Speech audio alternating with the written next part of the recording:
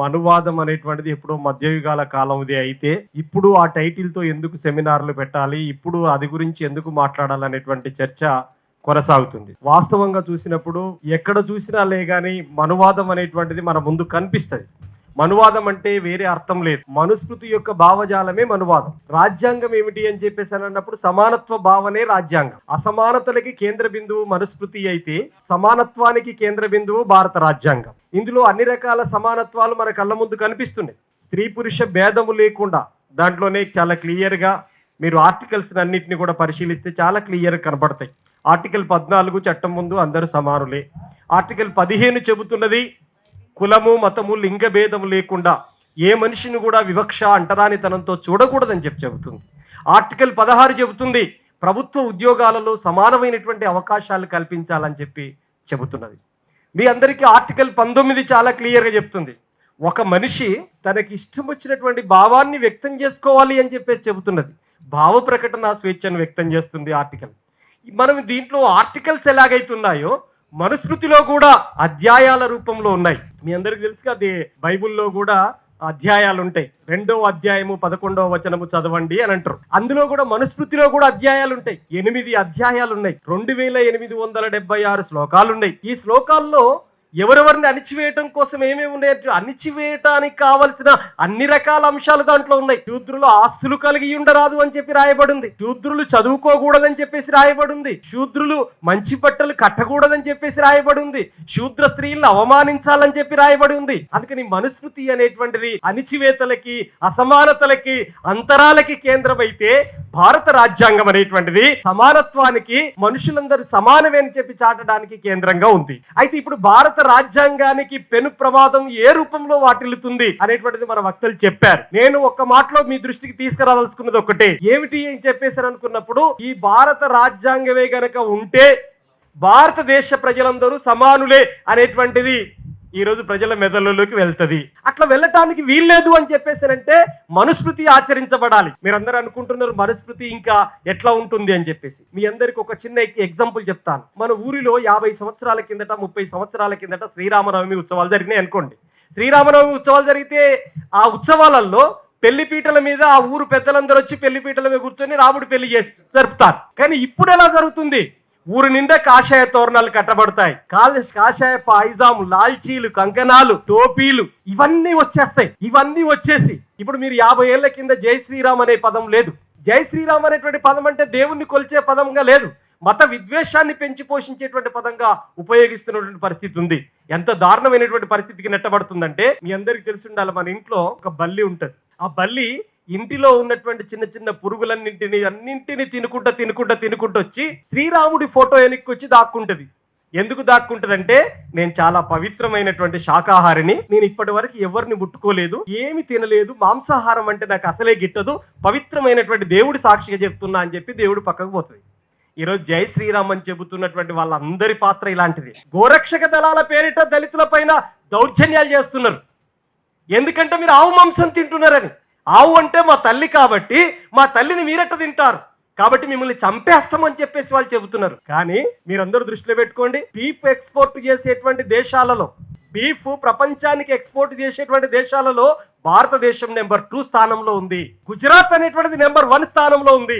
భారతదేశంలో 8 కంపెనీలు, ఈ 8 కంపెనీలు బీఫ్ ఇతర దేశాలకు ఎక్స్పోర్ట్ చేస్తుంటే ఈ 8 కంపెనీల యొక్క ఓనర్లందరూ కూడా బీజేపీ పార్టీ సానుభూతి పరులు, వాళ్ళ మద్దతుదారులే ఉన్నారు. ఒక ఊర్లో ఒక దళితుడో ఒక మైనారిటీ ఆవును కోసుకొని తింటే మాత్రం వాడు దేశద్రోహి, వాడు గోమాతను చంపేసిందని చెప్పేసి వాళ్ళు చంపేస్తారు. మరి టన్నుల రూపంలో ఈ రోజు ఎక్స్పోర్ట్ చేస్తున్నారే ఇతర దేశాలకి. వాస్తవంగా బీఫ్ అనేటువంటిది చాలా ఎనర్జెటిక్ ఫుడ్. అది ఎవరికైనా టీబీ పేషెంట్లు డాక్టర్ దగ్గరికి పోతే అర్జెంట్ గా న్యాయం కావాలంటే బీఫ్ తినమని చెప్తాడు డాక్టర్. బీఫ్ లో 23% ప్రోటీన్స్ ఉన్నటువంటి ఏకైక ఫుడ్ ఏంటిదంటే అది బీఫ్. ఎందుకు అట్లంటావు?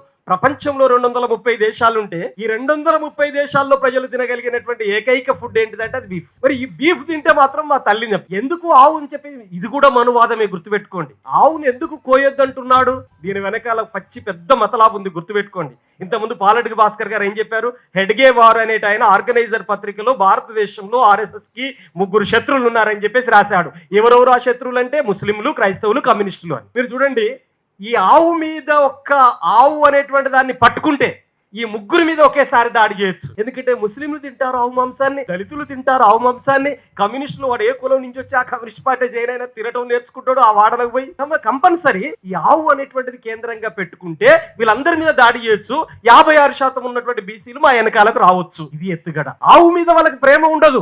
ఆవు వెనకాల ఎవరి మీద దాడి చేయాలనుకోవాలో ఆవును కేంద్రంగా పెట్టేటువంటిది వాళ్ళు చూస్తుంటారు. ఈ రోజు మీరు భారత్ మాతాకి జై అనేటువంటి నినాదం కూడా ఈ రోజు మనువాదానికి సంకేతంగా నిలుస్తుంది. నిజంగా భారతదేశానికి స్వాతంత్ర్య పోరాటంలో వాళ్ళకి సంబంధం లేదు. భారతదేశంలో మహిళల్ని గౌరవించేటువంటి సంస్కృతి వాళ్ళకి లేదు. మహిళల్ని అవమానించడం కాదు, అత్యాచారం చేస్తే హత్య చేసినటువంటి వాళ్ళను, రేపులు చేసినటువంటి వాళ్ళను గౌరవించేటువంటి సంస్కృతిలో ఉన్న వాళ్ళు. మీరు తెలుసు కదా, బిల్కిస్ బానో కేసులో హంతకులకి, రేపిస్టులకి వాళ్ళకి పూలదండలేసి ఊరేగింపు చేసినటువంటి సంస్కృతి వాళ్ళది. ఇప్పుడు భారత్ మాతాకి జై అంటే ఏమిటి? భారత మాత అంటే ఎవరు? గుర్తుపెట్టుకోండి. మాత అంటే ఎవరు అంటే తల్లి అని కదా అర్థం. ఏ తల్లి? నేను కన్న తల్లిని గౌరవించే సంస్కృతి నీకు లేకుండా భారత మాత అంటే? అందుకనే మనం కులవృక్ష వ్యతిరేక పోరాట సంఘాలుగా, సామాజిక సంఘాలుగా ఇక్కడికి వచ్చినటువంటి వాళ్ళకి ఏం ఆలోచించాలంటే, మాత అంటే నీ దేశంలో ఉన్నటువంటి మహిళల్ని గౌరవించడమే భారత మాతను గౌరవించడం. నిలువెత్తున ఉన్న అమ్మను మాత్రం హననం చేసి, నిలువెత్తు నిలబడ్డ అమ్మను మాత్రం వంచి నువ్వు ఇంకా ఏం చెప్తున్నావు? పశువును మాత్రం గౌరవించమంటావు, మనిషిని మాత్రం అవమానించమంటావు, పేపర్ మీద గీసిన బొమ్మను మాత్రం గౌరవించమంటావు, నిలువెత్తి నిలబడ్డ అమ్మను మాత్రం అవమానించమంటావు. ఇది ఎక్కడి సంస్కృతి? అందుకనే మనువాద సంస్కృతి అంటే ఇప్పుడెప్పుడు మధ్యయుగాల కాలం అని అనుకోవద్దు. ఈరోజు సమాజంలో సగభాగం ఉన్నారు మహిళలు. మహిళల్లో 61 శ్లోకాలు ఉన్నాయి, గుర్తుపెట్టుకోండి. ఈ 61 శ్లోకాలలో ఒక్క శ్లోకం మాత్రమే మహిళల్ని గౌరవించే శ్లోకం. ఈ 60 శ్లోకాలన్నీ కూడా మహిళల్ని అణిచివేసేటువంటి శ్లోకాలే. నా స్త్రీ స్వాతంత్రం అనర్హతి, స్త్రీకి స్వేచ్ఛ స్వాతంత్రం ఉండకూడదు అనేటువంటిది చెప్పింది మనుస్మృతి. అర్ధరాత్రి స్త్రీ ఒంటరిగా నడిచొస్తే అసలైన స్వాతంత్రమును గాంధీ అంటే, స్త్రీ అనేట ఒక స్వేచ్ఛ ఉండకూడదు అని చెప్పేసి మనుస్మృతి చెప్పింది. మనుస్మృతి చెప్పినటువంటిది ఏమిటి? మీరు గ్రామీణ ప్రాంతాల్లో ఒక సామెత ఉండేది, మీ ఊర్లలో ఉందో లేదో తెలియదు. ఇగో మొగోడు తిరిగకపోతే చెడిపోతాడట, ఆడది తిరిగితే చెడిపోతాడట. ఇట్లాంటి సామెతలు అల్లేటువంటి. ఆడది తిరిగితే చెడిపోతుంది, మొగోడు తిరక్కపోతే చెడిపోతాడు.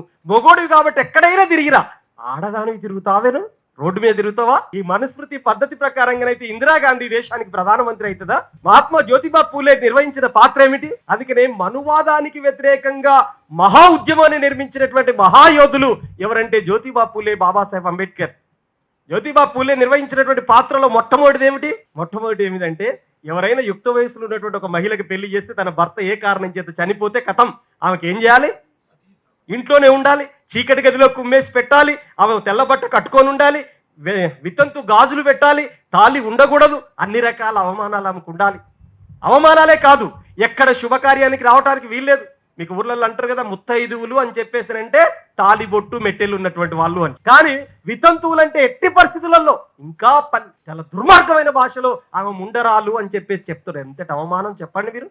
కాబట్టి భర్తను కోల్పోయినటువంటి స్త్రీలను ఎవరైతే వితంతువులు ఉన్నారో వాళ్ళందరినీ కూడగట్టి ఒక వితంతువుల శరణాలయాలు నిర్మించింది. ఆ రోజుల్లో ఆనాటికి అదే ఒక విప్లవకరమైనటువంటి పాత్ర అనేటువంటిది మనం గుర్తుపెట్టుకోవాలి. వితంతువులకి పెళ్లి చేసిండు. ఇప్పుడు జ్యోతిబా పూలే, సావిత్రిబాయి పూలే నేను ఇంతకుముందు చెప్పినాను. కానీ వాళ్ళు అప్పుడేంటి, ప్లేగు వ్యాధి వచ్చింది. ఇప్పుడు కరోనా వచ్చింది కదా, ఆ రోజుల్లో ప్లేగు వ్యాధి వస్తే ప్లేగు వ్యాధిలో పేదలకు వైద్య సేవలు చేస్తూ ఆ ప్లేగు వ్యాధి రోగులకు సోకిన ప్లేగు వ్యాధి సావిత్రిబాయి పూలేకి సోకి చనిపోయింది కదా, మహాత్మా జ్యోతిబా పూలేకు ప్లేగు వ్యాధి సోకింది కదా. ఇట్లా మనం అర్థం చేసుకోవాలి. అంటే ప్రజల కోసం డివోట్ అయ్యి ప్రజల తరపున నిలబడ్డటువంటి మహాయోధులుగా మన కళ్ళ ముందు నిలబడతారు.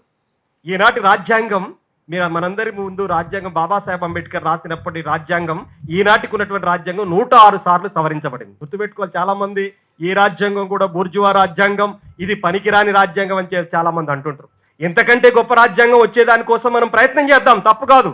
కానీ ఈ రాజ్యాంగం ఉండాలి కదా. ఈ రాజ్యాంగం ఉండకుండా ఎక్కడికి పోతాం? మరి తిరిగి మధ్యయుగాల కాలం లాగిపోతాం. మధ్యయుగాల కాలంలో పరిస్థితి ఏమిటి? మనిషి ఎలా ఉండేటువంటి వాడు? మూతికి ముంత, వెనక తాటాకు. శూద్రులంతా, నాట్ ఓన్లీ దళిత్స్, మొత్తం శూద్రులంతా మూతికి ముంత, వెనక తాటాకు గట్టి నడిపోవాలి. ఉచ్ఛ్వాస నిశ్వాసలు మూతికి ముంతలోకే వెళ్ళాలి. నువ్వు నడిచిన పాదాల అడుగుల్ని నీ ముడ్డికి కట్టినటువంటి చీపిరి తుడుచుకుంటూ పోవాలి. ఇది కదా జీవితం. ఈ జీవితం ఎవరిది? మనుస్మృతి కాలం నాటిది కాదా? ఈ జీవితం ఇంకా కొనసాగాల ఈ దేశంలో. ఇప్పటికీ కొనసాగాల, ఇంకా ఇప్పటికీ కొనసాగబడుతున్నది, గుర్తుపెట్టుకోండి. మీరు చూడండి, గ్రామీణ ప్రాంతాలలో ప్రతి పండగ మనువాదం వైపు ప్రయాణం కొనసాగిస్తుంది. చూడండి, మహానుభావుల్ని, దేవుల్ని, ఉత్సవాల్ని, జాతరల్ని, పండగల్ని అన్నింటిని కూడా మనువాదం వైపే ప్రయాణం చేస్తున్నటువంటిది ఉంది.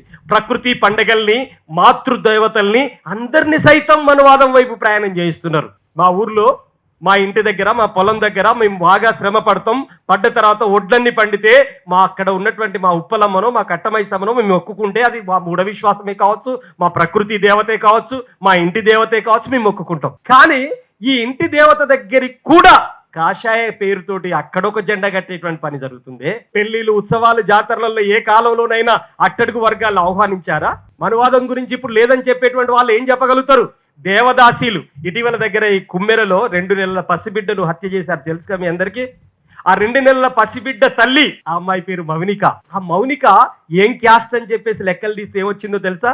ఎస్సీ అని చెప్పి ఆమె చెప్పుకుంది. నేను మాదిగోళ్ళ ఇంటి బిడ్డనని ఆమె అన్నది. నేను ఆమెతో చాలాసేపు మాట్లాడినా. ఆమె చెప్పింది ఏమిటంటే నేను మాదిగింటి బిడ్డని అన్నది. లేదు ఆమె మాదిగింటి బిడ్డ కాదు అని చెప్పేసి ఆ ఊరోళ్ళు చాలా మంది వచ్చి చెప్పారు. ఎందుకు చెప్పారో తెలుసా?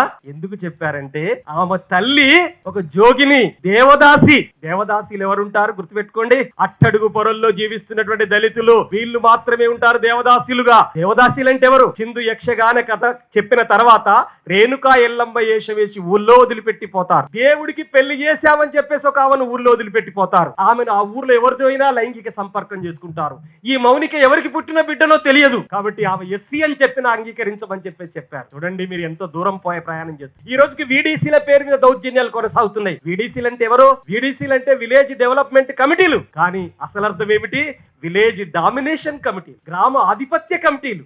ఆ ఊర్లో నేను కళ్ళు ఎంత చెప్పితే ఎంత సీస పోయాలంటే నువ్వు అంతే పోయాలి. నువ్వు బట్టలు ఎట్ట ఉతకాలని నేను చెప్తే అట్నే ఉతకాలి. చేపలు కేజీ ఎంత ఇయ్యాలంటే అంతే ఇయ్యాలి. బండరాయి కొట్టేటువంటి వడ్డర్లు ఎంత చేయాలంటే అంతే చేయాలి. నేను చెప్తున్నా, మీరు చేయాలి అంతే. ఇది కాదా మనువాదం? డెమోక్రటిక్ గా సర్పంచులు, ఎంపీటీసీలు ఎన్నికైనటువంటి వాళ్ళందరినీ పక్కకు పెట్టేసి వీడీసీ చైర్మన్లు ఊరును పరిపాలిస్తుంటారు. ఎటువైపు పోతుంది ప్రయాణం? మనం ఆలోచించండి. మీరు ఊర్లో గ్రామ ఆధిపత్యాలు ఇంకా కొనసాగుతలేవు అంటున్నారా? రాష్ట్రంలో 143 కుల దురహంకార హత్యలు జరిగినాయి కదా. మనమంతా హిందువులం, గంగాజల బిందువులం, బంధువులం అంటుంటారు. ఎవరు బంధువులైతారు? డాక్టర్ బిఆర్ అంబేద్కర్ ఒకటే మాట చెప్పాడు. ఇండియాలో బంధువులు ఎవరైతారు అని అంబేద్కర్ అడిగితే ఒకటే మాట చెప్పాడు. ఏమన్నాడు? కంచం పొత్తు, మంచం పొత్తు కలిగి ఉన్నవారే బంధువులు అవుతారు అంటాడు అంబేద్కర్. ఇప్పుడు చెప్పండి, హిందువులే కదా, ఒక ఊర్లో రజకులంతా ఉంటారు, మడేలయ్య పండగ చేసుకుంటారు. అదే ఊర్లో గీతా కార్మికులు ఉంటారు, వాళ్ళు కాటమయ్య పండగ చేసుకుంటారు. ఈ మడేలయ్యను మొక్కేటువంటి వాళ్ళ మొక్క కాడికి గౌడ్స్ పోయి మొక్కుతారా? వీళ్ళు హిందువులే, వాళ్ళు హిందువులే కదా, మొక్కరు, అసలే అంగీకరించరు. ఒక మాదిగ ముత్యాలమ్మ దగ్గరికి వచ్చి మాలలు వచ్చి మొక్కుతారా? మొక్కరు కదా. మాలల ముత్యాలమ్మ దగ్గరికి వచ్చి మాదిగలు వచ్చి మొక్కుతారా? మొక్కరు కదా. మొక్కనప్పుడు ఎట్లా హిందువులు బంధువులు అవుతారు చెప్పండి? బేసికల్ గా బాబాసాహెబ్ అంబేద్కర్, మహాత్మా జ్యోతిబా పూలే, భారతదేశంలో ప్రపంచంలో ఉన్నటువంటి కమ్యూనిస్టులు వీళ్ళు మాత్రమే హిందువుల్ని బంధువులు చేయగలరు. ఎలా చేయగలరు? కులాల మధ్యలో ఉన్నటువంటి గీతల్ని చెడగొట్టగలరు. ఆదర్శ వివాహాల్ని పెంచి పోషించగలరు. అప్పుడు మాత్రం కులాలు పోవటానికి, బాటలు వేయడానికి అవకాశం ఉంటుంది. కానీ నువ్వేం చేస్తావు? కులాంతర పెళ్లి చేసుకుంటే దాడి చేస్తావు, చంపేస్తావు, హత్య చేస్తావు. క్రూరమైనటువంటి హత్యలు. కోటి రూపాయలు సుపారిచ్చి చంపేలు కదా పెరుమాళ్ళ ప్రణయ్ని. ఎంతటి దారుణం మీరు ఆలోచించండి. నిన్న మిర్యాలగూడలో నేను బయట మీరందరూ పోతున్నప్పుడు ఇక్కడ ఫోటో ఎగ్జిబిషన్ పెట్టారు మన వాళ్ళు, చూడండి. అందులో సుమారు 11-14 ఘటనలు నేను రాసి పెట్టినవి ఉన్నాయి, మీరు చదవండి, గుర్తుపెట్టుకోండి. ఏమని రాసినాయో తెలుసా? దాంట్లో ఈ రాష్ట్రంలో ఒక కుల దురహంకార హత్య జరిగితే చివరికి ఆయన ఎముకలు కనపడటానికి వీల్లేదు, బూడిదలు కూడా నీళ్ళలో కలిపినటువంటి పరిస్థితి ఉంది. ఎటువైపు ప్రయాణం చేస్తుందో చూడండి. ప్రేమించుకోవడానికి కులం అక్కరుండదట, పెళ్లి చేసుకోవడానికే కులం అడ్డొస్తుందట. ఇది మనవాదం కాదా? గుర్తుపెట్టుకోండి. ఇది మనవాదం కాదా? గుర్తుపెట్టుకోండి. వాస్తవంగా భారతదేశం ఇంకా అభివృద్ధి చెందకపోవటానికి బలమైన ఆటంకంగా ఉన్నటువంటి పెద్ద జబ్బు ఏమిటి అనుకుంటున్నారు? ఇక్కడికి వచ్చినటువంటి కరోనా జబ్బు అనుకుంటున్నారా? కాదు. ప్లేగ్ వ్యాధి అనుకుంటున్నారా? కాదు. ఎయిడ్స్ వ్యాధి అనుకుంటున్నారా? క్యాన్సర్ జబ్బు అనుకుంటున్నారా? ఇదే జబ్బులు కాదు. ఏమి జబ్బు? ప్రధానమైనటువంటి జబ్బు ఇండియాని పీడిస్తున్నది క్యాస్ట్ జబ్బు. ఇంతకంటే ఘోరమైంది లేదు. మీరు చూడండి, కరోనా కాలంలో కన్న తండ్రిని ముట్టుకోవడానికి అంగీకరించలేదు. అప్పుడు అర్థం కాలేదా? ఒక మనిషిని మరొక మనిషి ముట్టుకోకపోతే కులం అంటే ఎలా ఉంటుందో అర్థం కాలేదా? వేల సంవత్సరాలుగా దళితులు ఇదే కదా అనుభవించింది. అందుకని మనస్మృతి అనేటువంటిది ఈ రకమైనటువంటి ప్రయాణం కొనసాగిస్తుంది అనేటువంటిది అర్థం చేసుకోండి. నాగర్ కర్నూలు జిల్లాలో జమస్థాన్పూర్ ఇది ఒక ఊర్లో, నగర్ కర్నూలు అతి సమీపంలో తెలకపల్లి మండలంలో ఉంది. మాలలంతా దుర్గామాత కాడికి పోతే మీరు అంటరాని మాలలు కాబట్టి మీరు రావద్దు లోపలికి అని చెప్పేసి అంటారా? ఎక్కడిది కథ? మనుషులు కాదా మాలం? మాదిగల్ని గుడిలోకి రానియరు కదా. ఎక్కడ చెప్పండి, ఎక్కడుంది? ఇంకా గుడిలో రానియకపోతేనే కదా. ఇటీవల ఆయన మాట్లాడిన చూశారుగా, ఆయన పొద్దున్నే ప్రవచనాలు అవుతున్నారు గరికెపాటి. ఆయన ఏమన్నాడు విన్నారు కదా, ఈ పిల్లలకాట మధ్యాహ్న భోజనంలో కోడిగుడ్లు పెట్టాలట, శోభనం పెళ్లి కొడుకులా పెట్టాలట అని ప్రభుత్వాన్ని అడుగుతున్నాడు. పెట్టాలనా? ఇంకనా? ప్రభుత్వానికి భారం కాదా ఇది? అలానే శోభనం పెళ్లి కొడుకుల్లాగా వస్తుందా? చదువుకుంటా లేకపోతే ఇంటికి పోతాడు అనేటువంటి పద్ధతులలో మాట్లాడిన చూడు గరికెపాటి. ఎవరి తరపున? ఇవి మనువాద వ్యాఖ్యలు కాదా? కులం పోవద్దు అంటే అని చెప్పినటువంటి మనువాద వ్యాఖ్యలు కాదా? కోట్లాది మంది ఆదివాసులు పూజించేటువంటి సమ్మక్క సారలమ్మల్ని వాళ్ళు ఏమన్నా దేవతలా, ప్రకృతి నుంచి ఊడిపడ్డారా, వ్యాపారం కోసం వెలిసిన వాళ్ళు కాదా అని చెప్పి చినజీయర్ స్వామి మాట్లాడింది ఇది మనువాదం కాదా? అందుకని నేను చెప్పదలుచుకున్నటువంటిది ఒకటే, ఈ రోజు మనువాదం అనేటువంటిది గ్రామ సీమల్లో పాకిపోతున్నది, ప్రతి మనిషి నరనరాన ఇంకిపోతున్నది. ఒక ఊర్లో నేను ఊరికి వెళ్ళినప్పుడు మా పెద్దమ్మ కొడుకు వాళ్ళ మర్దలు వచ్చి ఇక బట్టు బావా నీళ్ళు అని చెప్పేసి చేతికి ఇవ్వాలి కదా, ఇవ్వదు, టేబుల్ మీద పెట్టి డైరెక్ట్ బావకు చెంబుతో నీళ్ళు ఇవ్వకపోవటమే మనువాదం భారతదేశంలో. అంతే, తొలుగు బావా ఈయన అని చెప్పేసి వెళ్ళిపోద్ది అంతే. ఇట్లాంటి ఎన్నుంటాయి అనుకుంటున్నారు సమాజంలో? ఇట్లాంటి ఒక్కొక్కటి తుమ్మితే బయటికి వెళ్ళకపోవటం మూఢ విశ్వాసాల మాటను కొనసాగుతుంది కదా ఇండియా. ఈ దేశం ఎప్పుడు ముందుకు పోద్ది? భారతదేశం చంద్రయాన్ని ప్రయోగించింది తెలుసు కదా, 4వ దేశం ప్రపంచంలో. సోవియట్ రష్యా అందరికంటే ముందు అమెరికా ప్రయోగించింది, జర్మనీ ప్రయోగించింది, ఆ తర్వాత ఇప్పుడు ఇండియా ప్రయోగించింది. ఈ రోజు చంద్రయాన్ని ప్రయోగించేటప్పుడు కూడా మూఢత్వం వదిలిపెడతలేదు, ఇంకా మూఢ విశ్వాసాలు వదిలిపెడతలేవు. ఈ రకమైనటువంటి పరిస్థితి నెలకొన్నప్పుడు ఇప్పుడు రాజ్యాంగం ఉండాలా పోవాలా, ఉంచాలా తుంచాలా అనేటువంటి వాళ్ళ సంఖ్య గణనీయంగా పెరుగుతున్నది. ఈ రాజ్యాంగం మాకొద్దు, ప్రాచీన భారతదేశ రాజ్యాంగం అంటే మా సనాతనవాద సంస్కృతి మనుస్మృతియే మా ప్రాచీన రాజ్యాంగం అన్నారు. నేను అందుకే చెప్తున్నాను, ప్రాచీన భారత రాజ్యాంగమే అయితే ఏముండాలి, మనుస్మృతి ఏం చెప్పింది, స్త్రీలను ఎలా ఉంచాలన్నది, సనాతన ధర్మంలో సమానత్వం ఉందా అని చెప్పేసి మనం అడుగుతున్నాం. సనాతన ధర్మం అంటే సతీసాగమనం, సనాతన ధర్మం అంటే వితంతువులకు పునర్వివాహాలు నిరాకరించడం, సనాతన ధర్మం అని చెప్పేసారంటే మహిళలను అణిచివేయటం, సనాతన ధర్మం అంటే కులం పేరుతోటి దౌర్జన్యం చేయటం, సనాతన ధర్మం అని చెప్పేసారంటే సమాజంలో అసమానతల్ని పెంచి పోషించడం. మీకు భూములు ఉండకూడదు, మీకు ఆస్తులు ఉండకూడదు, మీకు చదువు ఉండకూడదు, మీరు మనుషులుగా బతకకూడదు అని చెప్పేది సనాతన ధర్మం. ఆ ధర్మం కావాలా ఈ దేశంలో? మనుషులందరూ సమానమైనటువంటి ధర్మం ఈ దేశంలో కావాలా? ఎటువైపు ప్రయాణం చేయాలనేటువంటిదే ఈనాటి యొక్క సెమినార్ యొక్క ముఖ్యమైనటువంటి ఉద్దేశం. దురదృష్టకరం, ఈరోజు మనువాదం మనుస్మృతి అంటే మనందరి మెదళ్ళలో ఉంటుంది. మనకు తెలుసో తెలియకో, చదువుకున్నోళ్ళ మెదళ్ళలో ఉంటుంది, చదువుకోనోళ్ళ మెదళ్ళలో ఉంటుంది, ముసలోళ్ళల్లో ఉంటుంది, పసిపిల్లలలో ఉంటుంది.